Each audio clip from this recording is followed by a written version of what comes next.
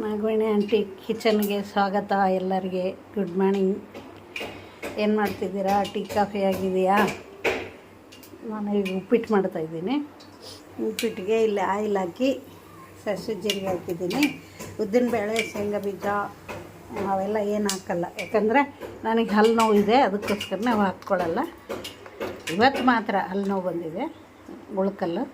ಅದಕ್ಕೆ ಹಸಿಮೆಣ್ಸಿನ್ಕಾಯಿ, ಈರುಳ್ಳಿ, ಕ್ಯಾರೆಟು, ಟೊಮಾಟೊ, ಕೊತ್ತಂಬರಿ, ಕರಿಬೇವು ಇಷ್ಟನ್ನು ಹಾಕಿ ಉಪ್ಪಿಟ್ಟು ಮಾಡ್ತೀನಿ. ಉಪ್ಪಿಟ್ಟಾದಮೇಲೆ ಹೇಳ್ತೀನಿ ನಿಮಗೆ. ಆಯಿತು, ಉಪ್ಪಿಟ್ಟು ರೆಡಿ.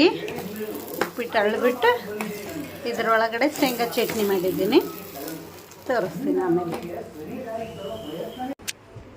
ಉಪ್ಪಿಟ್ಟು ರೆಡಿ, ಬನ್ನಿ ತಿನ್ನೋಣ.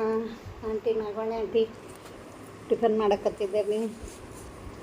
ಉಪ್ಪಿಟ್ಟು, ಶೇಂಗಾ ಚಟ್ನಿ, ಬಿಸಿ ಉಪ್ಪಿನಕಾಯಿ. ಗೊತ್ತಾಯ್ತಲ್ಲ ನಿಮಗೆ ಬಿಸಿ ಉಪ್ಪಿನಕಾಯಿ? ಹೆಂಗಿದೆ? ಸುಡ್ತತಿ. ನಿಮ್ದು ಆಯಿತಾ? ಬೇಗ ಮಾಡಿರ್ತೀರ್ಬಿಡು, ನಾವು ಮನೇಲಿ ಇರ್ತೀವಲ್ಲ. ಇವತ್ತು ಮನೇಲಿದ್ದೀನಿ, ಇದಕ್ಕೆ ಲೇಟಾಗಿ ಮಾಡ್ತಾಯಿದ್ದೀನಿ. ಶೇಂಗಾ ಚಟ್ನಿ ಹಿಂಗೆ ಅದ್ಕೊಂಡು ಮನೆಯಲ್ಲಿ ಕೆಲವೊಬ್ಬರು ಪುಡಿ ತಿಂತಾರೆ, ಹಂಗೂ ಮಾಡ್ಕೊತೀವಿ. ಏನೋ ಶೇಂಗಾ ಚಟ್ನಿ ತಿನ್ಬೇಕು ಅನ್ನಿಸ್ತು.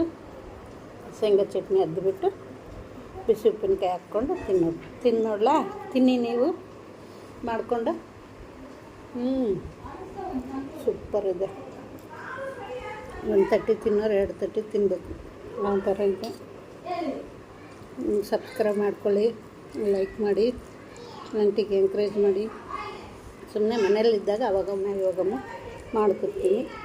ಈಜಿ ಮೆಥಡು, ನಂದೇನು ಕಷ್ಟ ಇರೋಲ್ಲ, ನೀವು ಕಲ್ತ್ಕೊಳ್ಳಿ. ಈಗ ಹಾಲಿಡೇಸು, ಹುಡುಗರು ಶಾಲೆ ಕಾಲೇಜಿಗೆ ಹೋಗೋರು ರಜೆ ಬಿಟ್ಟಿದ್ರೆ ಸುಮ್ಮನೆ ಇರಬೇಡ್ರಿ, ಹೋಟ್ಲಲ್ಲಿ ತಿನ್ನಬೇಡ್ರಿ, ಮುಂದೆ ಒಳ್ಳೆಯದಾಗುತ್ತೆ. ಹಿಂಗೆ ಈಜಿ ಇರೋ ಮಾಡಿಕೊಂಡ್ರೆ